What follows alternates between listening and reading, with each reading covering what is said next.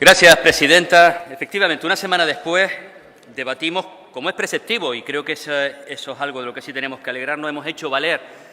después de algunas decisiones en el pasado del Congreso de los Diputados, lo que establece nuestro Estatuto de Autonomía y que tendrá que ser aquí, no lo que decidamos, pero al menos sí debatirse las modificaciones que se hagan en todos aquellos aspectos relativos a nuestro régimen económico y fiscal en las Cortes Generales. Y en la pasada semana hacíamos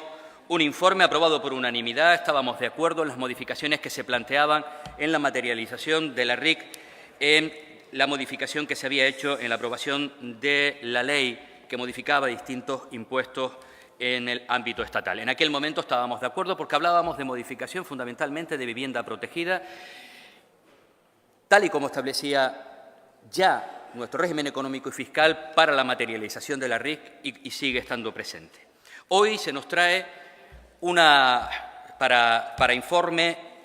unas modificaciones a través de enmiendas, ya no en el Congreso de los Diputados, sino en la fase de tramitación en el Senado. Allí se presentan numerosas enmiendas, algunas de ellas que podrían tener una relación indirecta con nuestro régimen económico y fiscal, pero sin un gran alcance, y otras incidiendo en lo ya aprobado la semana anterior, pero con una novedad en este caso. Nosotros estamos de acuerdo en que se utilice la reserva de inversiones en Canarias para viviendas, construcción o adquisición de viviendas que estén destinadas siempre a vivienda protegida, es decir, a los más vulnerables, es decir, a aquellas personas necesitadas, como decía hoy el señor Casimiro Curbelo en la pregunta al presidente. Eso ya estaba recogido. Lo que no estamos de acuerdo, y es por lo que presentamos un informe en el que en el último apartado diferimos de las posiciones firmadas por el resto de grupos de esta Cámara, algunos defendiendo eso desde hace mucho tiempo y otros defendiendo eso desde hace una semana, y nos sorprende, es que se utilice la reserva de inversiones en Canarias para construcción o adquisición de vivienda para destinarla al mercado libre. Y ahora explicaré por qué estamos en contra de esa decisión, al menos en los términos en que se ha planteado esa modificación.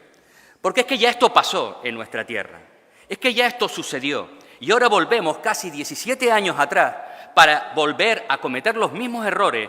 que tuvimos durante años en la aplicación en la materialización del dinero que se dotaba en la reserva de inversiones en Canarias. En aquel momento, hasta el año 2006, se permitía que ese dinero se pudiera materializar en la adquisición de viviendas para alquiler.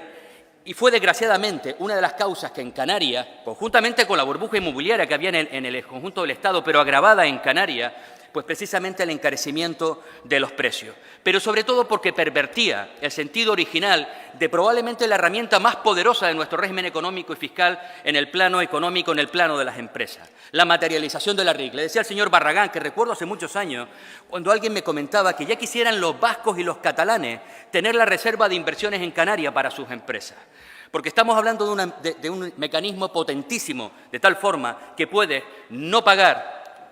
el impuesto de sociedades o el IRPF correspondiente a los beneficios de tu actividad económica si te comprometes a destinarlo a capitalizar tus empresas. Este era un mecanismo precisamente ante una economía, la canaria, que carecía de músculo, que carecía precisamente de capacidad competitiva, que estábamos hablando de falta de diversificación. Y este era un mecanismo que lo que pretendía era precisamente que se invirtieran esos beneficios para hacer más fuertes nuestras empresas, para modernizar a nuestras empresas. En aquel momento no tanto para digitalizarlas, pero ahora para digitalizarlas, para ser capaces de, como digo, tener mucho más músculos nuestras empresas. Y desgraciadamente en aquel instante se comprobó que más del 50% del dinero dotado en la reserva de inversiones en Canarias se destinaba a la compra de vivienda, en este caso al mercado inmobiliario. Como comprenderán, eso no ayudó en absoluto a capitalizar las empresas, el objetivo fundamental. Ese fue uno de los elementos que nosotros en su momento, no nosotros, un informe del propio Gobierno de Canarias, la Consejería de Hacienda, por cierto también, un informe del Ministerio de Hacienda, en aquel momento gobernado por el Partido Popular, debatido en esta Cámara, hizo que se retirara. Y es por lo que nos parece que es algo que no procede en este caso y que en absoluto va a beneficiar a los demandantes de vivienda más vulnerables. Y explico por qué. Si esta modificación fuera a vivienda libre, no durante 5 años, sino durante 10 años, y con un tope de renta,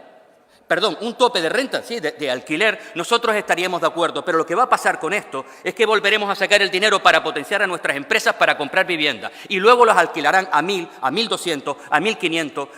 incrementando la burbuja inmobiliaria y en absoluto beneficiando a los más vulnerables de nuestra tierra.